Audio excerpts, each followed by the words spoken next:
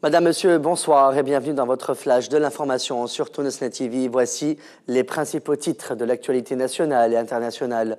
Dans le cadre de la promotion au tourisme tunisien, 6 Miss France en visite en Tunisie. À Radimao, Tarek Vieb inaugure le premier centre maghrébin pour jeunes à Ain Sultan. À Sidi Bouzid, des avocats protestent contre la marginalisation de la région dans le domaine judiciaire. À Gasrine, événement de Chambi, 2 suspects remis en liberté mais restent sous surveillance. Et à l'étranger, au Royaume-Uni, un pensionnat islamique incendié, 4 adolescents interpellés. 6 Miss France ont atterri hier à l'aéroport de Djerba Zarsis, a affirmé le coordinateur de la visite, Chedli Belmasoud. Belmasoud a déclaré que le but de cette visite est de promouvoir le tourisme tunisien et prouver que la situation sécuritaire et la sûreté de la Tunisie sont au beau fixe, contrairement à ce que déclare la presse française.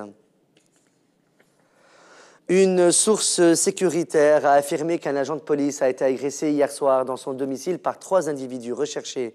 L'un des agresseurs a tenté de lui assénir un coup de couteau mortel.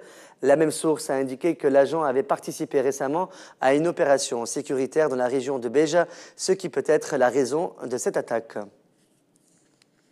Un accident de la route a eu lieu aujourd'hui sur la route reliant Kérouan à Sousse qui a fait 1 mort et 4 blessés. La voiture qui transportait 5 personnes était passée par-dessus le pont de Ouedzroud.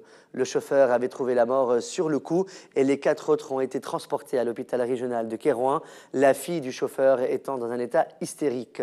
Notre correspondant a déclaré que la vitesse ou la fatigue serait à la cause de cet accident.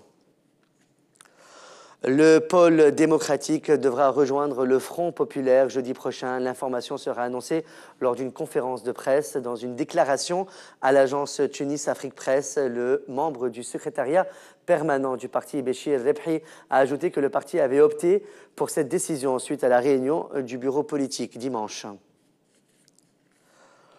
Le ministre de la Jeunesse et des Sports, Tarek Vieb, a inauguré le premier centre maghrébin pour les jeunes à Ain Sultan dans la délégation de Radimao du gouvernorat de Jendouba en présence de délégations du Maghreb.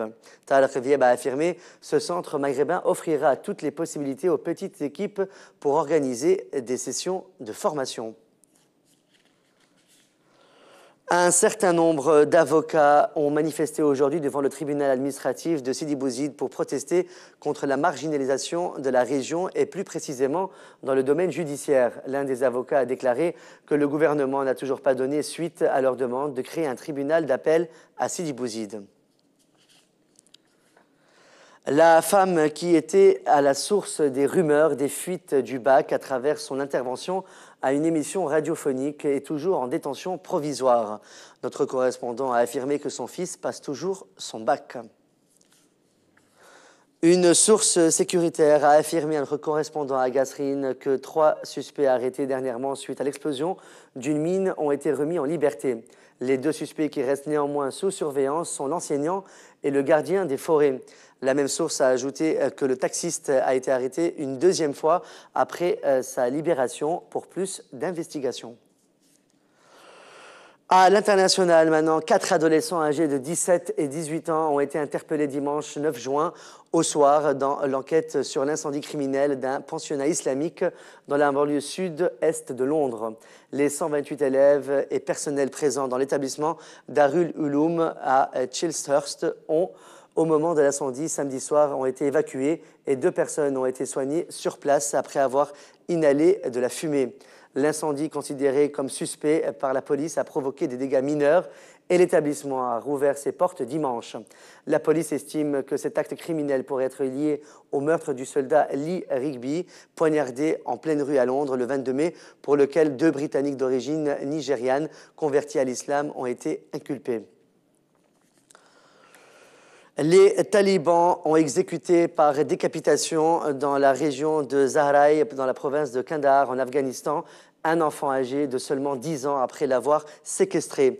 D'après un communiqué du gouverneur de la province de Kandahar, l'enfant collectait des déchets alimentaires dans une poubelle à proximité d'un checkpoint.